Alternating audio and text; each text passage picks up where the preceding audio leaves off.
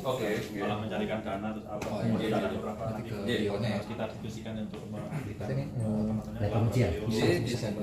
proyek-proyek kolaborasi.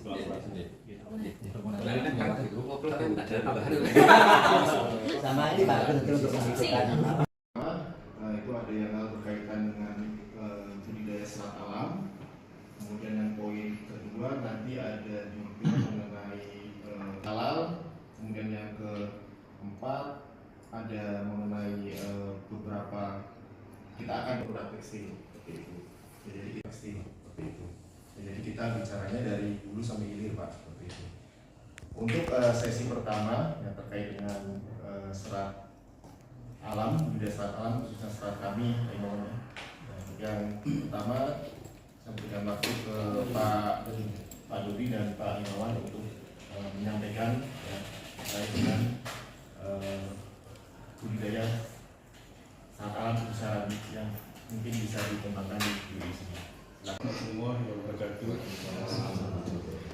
Terima kasih kesempatannya untuk membina, kemudian Pak Budi, Pak Agus, terima kasih sekali untuk Pak Dekan dalam hal ini yang memberikan waktu.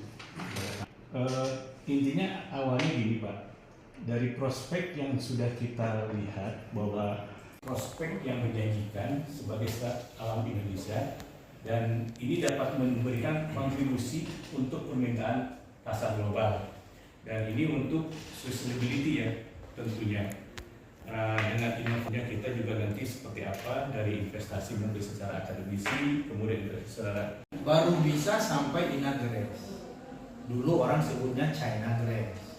Karena apa? Karena dari China. Tapi kita rubah namanya menjadi inagrace karena kita sudah bisa memproses sampai dengan inagrace, sampai dengan serat kasar.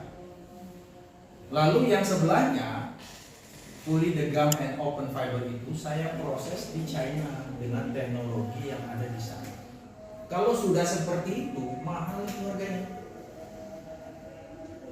Jadi kita harus melihat apa yang terjadi dengan aktivitas teman-teman yang di lapangan. Inilah yang berjalan sampai dengan hari ini. Gambar berikutnya adalah soal bibit. Jadi kita anggap contoh saja, Rani saja ya. Nanti karena kan ada temennya Rani, kita ada poin yang lain juga. Terima kasih Pak Dekan, Bu Ina, Pak Agus, Pak Budi. Terima kasih. Silakan. Baik, terima kasih Pak Imawan. Jadi kalau kita lihat poin dari Pak Imawan adalah siapa yang menguasai bahan baku dia yang akan menguasai market dan pasti. Karena ini Indonesia potensinya ada tapi tidak bisa menguasai bahan baku, gitu ya. Oke, sebelum lanjut ke yang poin berikutnya mungkin dari Pak Dekan ada yang ditanyakan Pak. Pertama kami ucapkan terima kasih kepada teman-teman dari KTS ini bisa hadir di sini dalam rangka untuk diskusi yang keilmuan terkait dengan terima kasih kepada PKT lainnya dosen-dosen. Kebutuhan kemudian untuk pemerintahan, ya, industri tentunya UMKM maupun perorangan gitu. Kemudian yang kedua bisa juga laboratorium itu sebagai sumber pendapatan yang non akademik, gitu, Pak. Ya, jadi bagi fakultas melalui layanan lebih berbayar. Itu dulu kayak ST3 pun pernah melakukannya seperti itu, dan tekstil di Bandung seperti itu. Kemudian bisa juga menyiapkan mahasiswa untuk lebih mengenal pengujian tekstil, ya, lalu keterlibatan dalam itu Pak. Jadi disinilah tujuan RPL ini mengembangkan dan berkolaborasi dengan UII Pak. Ada segi ekonomisnya, ada segi penelitiannya dan nama UII akan dikenal gitu loh Pak. Lebih dikenal. Karena kan UII kan kampus tertua di Indonesia Pak, di Jogja. Gitu kan. Itulah yang harus kita kembangkan ke arah sana gitu.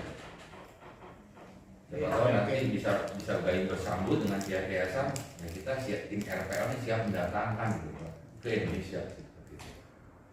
Cuman kita harus melihat sebagai pilot projectnya tetap harus dari UII dibantu oleh RPL Pak. Karena membawa nama UII. Kalau membawa nama RPL, saya nggak enak dong. Saya kan lahir dari UII Pak. Jadi kan saya harus kembali ke UII Pak.